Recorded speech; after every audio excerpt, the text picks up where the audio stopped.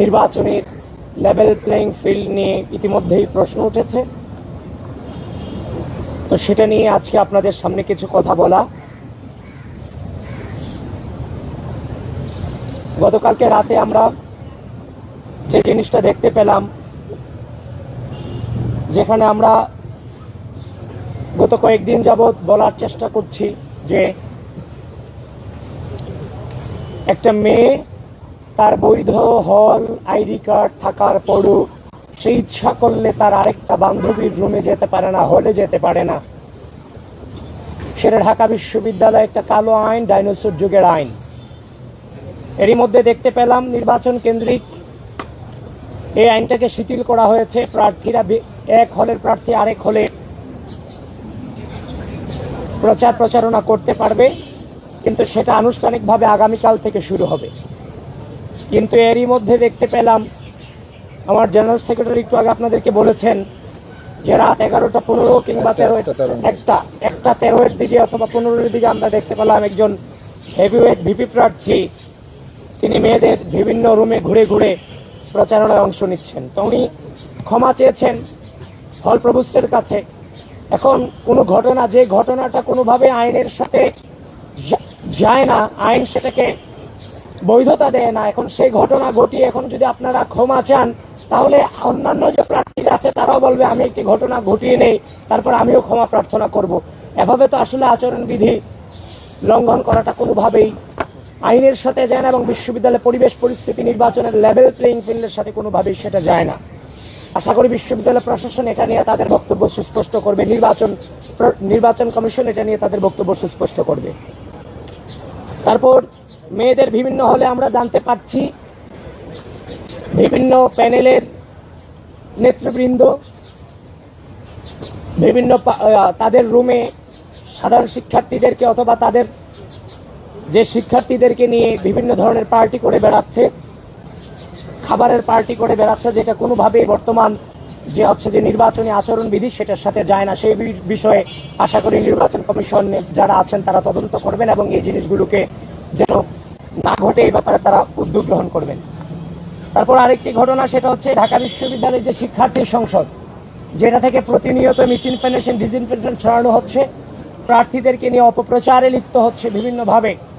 ঢাকা বিশ্ববিদ্যালয় নির্বাচন কমিশন, ঢাবি প্রশাসন ইতিমধ্যেই বিটিআরসিকে সেই গ্রুপগুলোকে বন্ধ করার জন্য তিনি চিঠি প্রয়োগ করেছেন, কিন্তু এখনো পর্যন্ত সেই বিশ্ববিদ্যালয়ের গ্রুপগুলো চলমান আছে। তাদের যে হোয়াটসঅ্যাপ গ্রুপ, টেলিগ্রাম গ্রুপ, সেই গ্রুপগুলোতে হাজার হাজার মেম্বার আছে, সেগুলো এখনো পর্যন্ত চলমান আছে। এবং সেই গ্রুপগুলো যারা পরিচালনা করছেন, যারা মডারেটর আছেন, সেই মডারেটরগুলো কিন্তু এই নির্বাচনে প্রার্থিতা, মানে এই নির্বাচনের ক্যান্ডিডেট, তারা নির্বাচনে প্রতিদ্বন্দ্বিতা করছেন। এবং ঢাকা বিশ্ববিদ্যালয়ের আরও কিছু গ্রুপ রয়েছে, এগুলোর নাম আপনারা জানেন, কারণ প্রপাগান্ডাতে এগুলো হচ্ছে যে আপনার ইতিমধ্যেই খুব খ্যাতি অর্জন করেছে, ডিউ ইনসাইডার, কিন্তু আজকে দেখলাম তারা তাদের নাম পরিবর্তন করে ঢাকা ইনসাইডার রেখেছেন। তারপরে ডিউ ক্রাশ এন্ড কনফেশনস এই নামের একটা গ্রুপ আছে, তারপর the beauty of DU campus, তারপরে হচ্ছে ডিউ আপডেট নামে একটা গ্রুপ আছে, আজকে দেখলাম এটা পরিবর্তন করে রাখা হয়েছে ঢাকা আপডেট নামে। সুতরাং ঢাকা বিশ্ববিদ্যালয় প্রশাসনকে, ঢাকা বিশ্ববিদ্যালয়ের শিক্ষার্থী সংসদ সহ এখন যে গ্রুপগুলোর নাম বলেছি, এই গ্রুপগুলো সম্পর্কে যথাযথ ব্যবস্থা গ্রহণ করতে হবে। যদি নির্বাচনে লেভেল প্লেইং ফিল্ড তৈরি করতে হয়, ঢাকা বিশ্ববিদ্যালয় প্রশাসন যদি এখানে সেটা ব্যবস্থা করতে ব্যর্থ হয়, তাহলে ডাকসু নির্বাচন শুধুমাত্র ঢাকা বিশ্ববিদ্যালয়ের বিষয় নয়, ডাকসু নির্বাচন এটা বাংলাদেশের বিষয়। সেটা রাষ্ট্রীয়ভাবে এই জিনিসগুলোকে যেন সুরাহা করা হয় এই গ্রুপগুলোর ব্যাপারে। কারণ প্রতিনিয়ত আপনি মিসইনফরমেশন, ডিসইনফরমেশন ছড়াবেন, যে কোনো জিনিস এই গ্রুপগুলো থেকে ঘটতে পারে, ঘৃণা ছড়াচ্ছে এই গ্রুপগুলো। আশা করি বিশ্ববিদ্যালয় প্রশাসন এবং নির্বাচন কমিশন এটা নিয়ে ব্যবস্থা গ্রহণ করবে। তারপর আরেকটা জিনিস, সেটা হচ্ছে যে হলগুলোতে বিভিন্ন গুপ্ত সংগঠন জুন ওয়াইজ, ওই যে ছাত্রলীগ যেভাবে জুন ভিত্তিক রাজনীতি করত, সেই জুন ভিত্তিক রাজনীতি করে এবং বিভিন্ন জুন ওয়াইজ ডামি ক্যান্ডিডেট দাঁড় করিয়ে দিয়েছে, ডামি প্রার্থী দাঁড় করিয়ে দিয়েছে। যেখানে স্ট্রং ক্যান্ডিডেট আছে তাদের হচ্ছে যে সাথে মিলে না, তো তাদের সেই রকম স্ট্রং ক্যান্ডিডেটদের বিরুদ্ধে দামি ক্যান্ডিডেট দাঁড় করানো হচ্ছে। এগুলো সাংবাদিক ভাইরা আপনারা এগুলো খুঁজে বের করবেন, এগুলোর বিরুদ্ধে আপনারা কথা বলবেন এবং এগুলোর বিহাইন্ড দ্য সিন আপনারা সামনে তুলে আনবেন। তারপর আগামীকাল থেকে আনুষ্ঠানিকভাবে নির্বাচনী প্রচারণা শুরু হচ্ছে।